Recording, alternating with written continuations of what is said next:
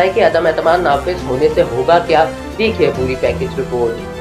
पेलडॉट के सरबराह अहमद बिलाल महबूब ने निगेती के तराफी के इलाके मेमनगोर में 100 से जायद बाड़ों में 200 से जायद मवेशी हलाक हो गए हैं। नमाज जुम्मा के दौरान खुदकुश धमाका हुआ, 63 अफराद शहीद हो गए।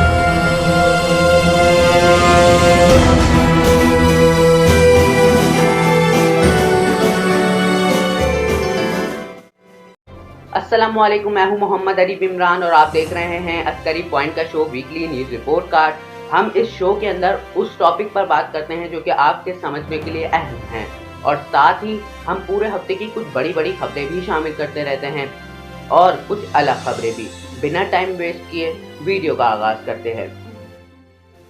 आगाज़ में आपको बताएं कि रमज़ानुल मुबारक की आमद है, तो हमने एक स्पेशल रिपोर्ट बनाई है जिसमें हमने समझाने की कोशिश की है आसान लफ्ज़ों में कि रोज़े रखने के फ़वाइद क्या हैं।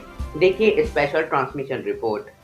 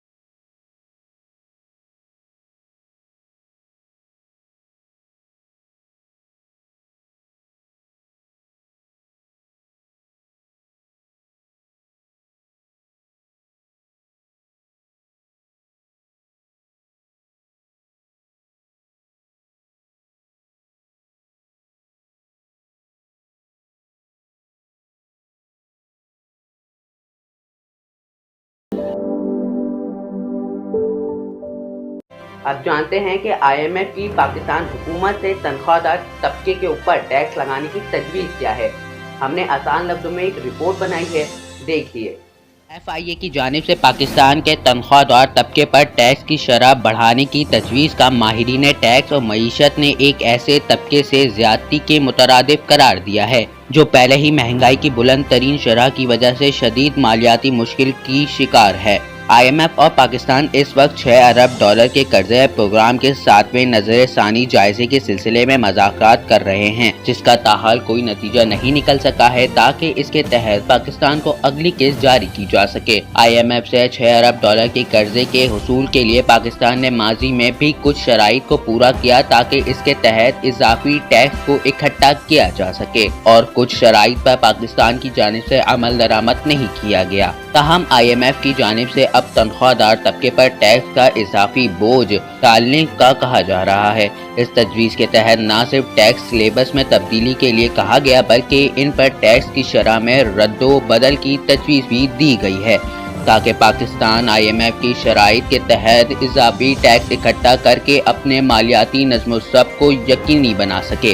पाकिस्तान की वज़ारत ख़जाना के तर्जुमान ने इस बात की तस्दीक की कि तनख्वाहदार तबके पर आए टैक्स और इनके सिलेबस में रद्दो बदल IMF का मुतालबा है تاہم انہوں نے کہا کہ یہ کوئی نئی تجویز نہیں ہے کیونکہ ماضی میں بھی IMF نے اس کے بارے میں کہا ہے۔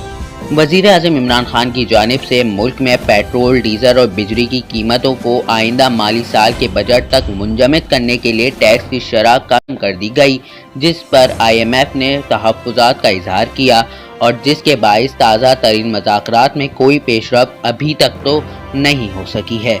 اب یہاں جاننے کی ضرورت ہے کہ تنخواہ دار طبقے پر ٹیکس کے بارے میں IMF کی تجویز کیا ہے۔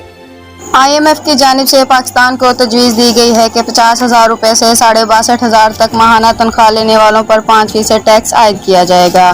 یہ شرح ٹیکس اس وقت ماہانہ 1 لاکھ روپے تنخواہ لینے والوں پر عائد ہے۔ اسی طرح کہا گیا کہ 79,000 روپے ماہانہ تنخواہ لینے والے پر 10% کے حساب سے ٹیکس لیا جائے گا، جو اس وقت 1.5 لاکھ روپے ماہانہ آمدن والوں سے وصول کیا جاتا ہے۔ IMF چاہتا ہے 1,04,000 تک تنخواہ پانے والوں سے 20% کے حساب سے ٹیکس لیا جائے، جبکہ 1,04,000 روپے سے ماہانہ 10 لاکھ روپے تک ماہانہ تک تنخواہ پانے والوں سے ایک ہی شرح یعنی 30% کے حساب سے ٹیکس لیا جائے گا۔ اس وقت 30% ٹیکس کی شرح ایسے افراد کے لیے ہے جو 41 لاکھ روپے ماہانہ تنخواہ لیتے ہیں۔ وزارت خزانہ کے ترجمان مزمل اسلم نے رابطے کرنے پر بتایا کہ IMF کا تنخواہ دار طبقے پر ٹیکس بڑھانے اور سلیبس کا مطالبہ پرانا ہے۔ انہوں نے کہا کہ جب ڈاکٹر حفیظ شیخ وزیر خزانہ تھے تو اس وقت یہ مطالبہ کیا گیا تھا اور اس کے بعد میں وزیر خزانہ شوکت ترین آئے تو رواں سال مارچ کے چھٹے نظر ثانی میں اسے مؤخر کر دیا گیا۔ انہوں نے کہا کہ جو ٹیکس بڑھانے کی تجویز آئی ہے اس پر اگر کچھ ہوا تو اگلے سال مالی بجٹ میں ہی ہو سکتا ہے۔ تاہم انہوں نے کہا کہ حکومت ایسا فیصلہ لے گی جس میں ٹیکس تو زیادہ اکٹھا ہو، تاہم اس کے ساتھ یہ بھی دیکھے گی کہ تنخواہ دار طبقے پر اضافی بوجھ نہ پڑے۔ مزمل اسلم نے کہا کہ ٹیکس لیبز میں رد و بدل ہو سکتا ہے، تاہم حکومت کی پوری کوشش ہوگی کہ تنخواہ دار طبقے کو اضافی ٹیکس سے محفوظ رکھا جا سکے۔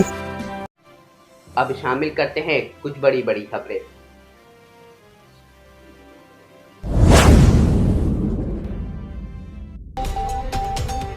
26 تاریخ کو خبر رپورٹ ہوئی کہ سیکیورٹی فورسز کا بلوچستان میں سبی کے قریب دہشت گردوں کی موجودگی کی اطلاع پر آپریشن ہوا۔ 6 دہشت گرد مارے گئے، جبکہ آپریشن کے دوران سپاہی نثار بہادری سے لڑتے ہوئے شہید ہوئے، 2 نوجوان زخمی ہوئے۔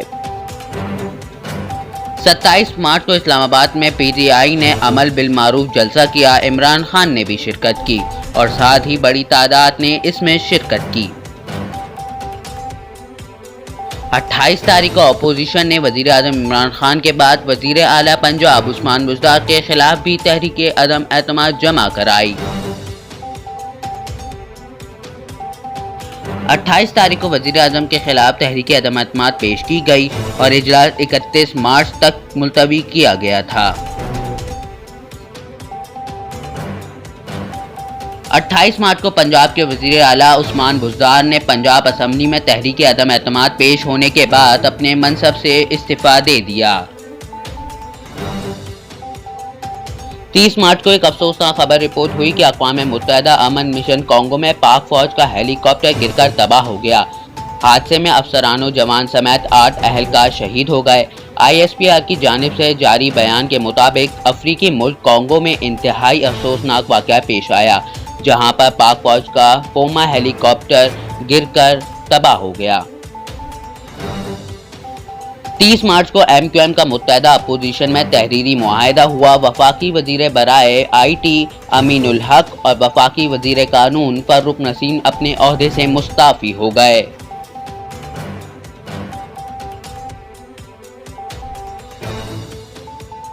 31 مارچ کو خبر رپورٹ ہوئی کہ NCOC کو بند کر دیا گیا۔ اسلام آباد میں NCOC میں بریفنگ دیتے ہوئے اسد عمر نے بتایا کہ وبا کے پھیلاؤ کو دیکھتے ہوئے یہ فیصلہ کیا گیا۔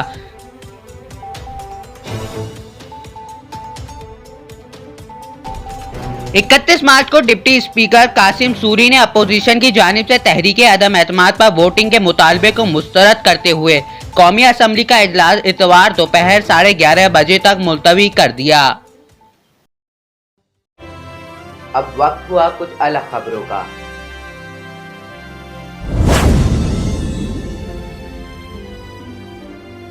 کتے نے مالکن کو بھنبوڑ ڈالا، ویڈیو سامنے آ گئی۔ کولمبیا میں 25 سالہ خاتون کے پالتو کتے نے انہیں بھنبوڑ کر شدید زخمی کر دیا، جس کی CCTV فوٹیج سامنے آ گئی ہے۔ खातून अपार्टमेंट के लिफ्ट के बाहर जूतों के तस्मे बांध रही थी कि कुत्ते ने हमला कर दिया। वीडियो में खातून को अपने कुत्ते को लिफ्ट के अंदर ले जाने के लिए घसीटते देखा जा सकता है। कुत्ते ने मालकिन का बाजू बड़ी मजबूती से जबड़े से पकड़े रखा, जबकि खातून अपना बाजू छुड़ाने के लिए हर मुमकिन कोशिश करती रही। एक मौके पर खातून जबड़े से हाथ छुड़ाने में कामयाब हो गई और उन्होंने फौरन से लिफ्ट का बटन दबा दिया और पहली मंजिल पर पहुंच गईं। आखिरकार खातून की एक रिश्तेदार ने मदद की और उन्हें फौरी तौर पर अस्पताल मुंतकिल किया। खातून का बाजू खून में लथपथ था, जबकि उन्हें जिस्म के दीगर हिस्सों पर भी जख्म आए। सांस और फेफड़ों की बीमारी से बचना चाहते हैं तो कपड़े धोने के बाद ये काम हरगिज ना करें। अक्सर ऐसा होता है कि खवातीन कपड़े धोने के बाद उन्हें अंदर कमरों या सहन में ही खुश्क करने के लिए डाल देती हैं। उन्हें इस बात का इल्म नहीं होता कि ये एक इंतहाई खतरनाक अमल है और इसकी वजह से सांस की बीमारियां और फेफड़ों को नुकसान पहुंच सकता है। डॉक्टरों का कहना है कि कपड़ों की वजह से नमी का तनासुब 30% से ज़ायद हो जाता है और कपड़ों की नमी जो कि सांस के लिए अच्छी नहीं होती, हमें सांस की तकलीफ में मुब्तला कर देती है। जितनी ज़्यादा नमी होगी उतने ही फंगस होने का इम्कान बढ़ जाता है। कुछ कपड़ों में 2 लीटर से भी ज़्यादा पानी होता है, जिसकी वजह से कमरे में नमी तेज़ी से बढ़ती है। कुछ लोगों के लिए शायद ये संगीन मसला ना हो, लेकिन जो लोग पहले ही दमे या कैंसर का शिकार हैं, उन्हें इससे काफ़ी मुश्किलात पैदा हो सकती हैं। ताहम नॉर्मल लोगों के लिए बेहतर है कि वो एहतियात करें।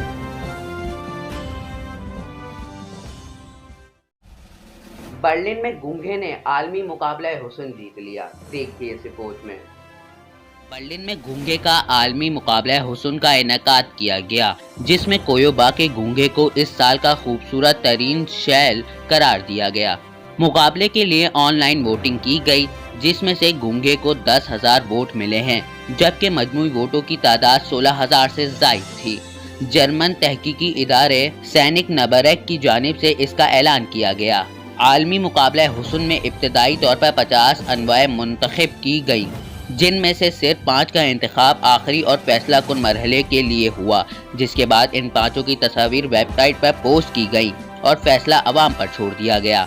25 फरवरी से 15 मार्च तक जारी रहने वाले इस ऑनलाइन सर्वे में 16,000 से कुछ ज़्यादा वोट डाले गए, जिनमें से 62% जीतने वाले गूंगे को मिले। इसकी लंबाई 20 से 30 मिलीमीटर तक है, जबकि इसे मशरकी कोयोबा के तंग साहिली पट्टी के बारानी जंगलों से लेकर इंतहाई खुश मकामात पर पाया जाता है। आलमी मुकाबला हुस्न जीतने के बाद इदारा इस रंगीन गूंगे की जीनियाती सिलसिला बंदी भी करेगा, जबकि इसके तहफ़्फ़ुज़ की कोशिश में भी सरमायाकारी करेगा। अब तक के लिए इतना ही। मज़ीद खबरों से और पूरे दिन की खबरों से बाखबर रहने के लिए आप अस्करी न्यूज़ का यूट्यूब चैनल सब्सक्राइब करें। साथ ही हम आपको बताते चले कि हमारी टीम इस पर बहुत मेहनत करती है और मालूमाती वीडियोस आप तक पहुंचाती रहती है। इसी के साथ मुझे और हमारी टीम को दीजिए इजाज़त। अल्लाह निगहबान।